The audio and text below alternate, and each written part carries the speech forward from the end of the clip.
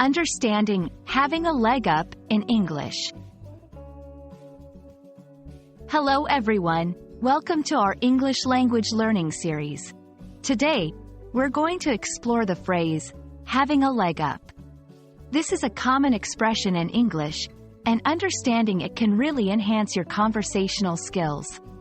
So, let's dive in and unravel its meaning and usage. The phrase, having a leg up, originates from the world of horseback riding. It refers to the act of someone assisting a rider by holding their leg and boosting them up onto the horse. This assistance gives the rider an advantage in mounting the horse more easily. Over time, this expression evolved to symbolize gaining an advantage or a better position in various situations, not just horseback riding.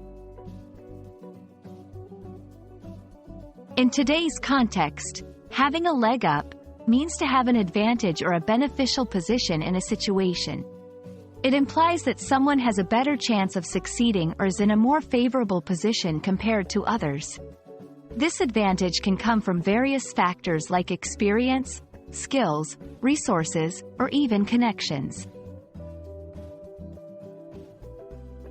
To help you understand how to use this phrase, let's look at some examples. 1. Having a degree gave her a leg up in the job market. Here, the degree is the advantage. 2. His extensive network in the industry gives him a leg up over his competitors. In this case, the advantage comes from connections. 3. Understanding the local language gave us a leg up during our travels. Here, language skills provide the edge. When using having a leg up, remember, it's used to describe an advantage, not a physical action. It often implies comparison, where someone has a better chance than others.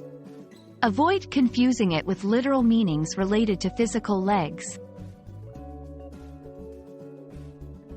I hope this explanation helps you understand the phrase, having a leg up, and use it confidently in your conversations.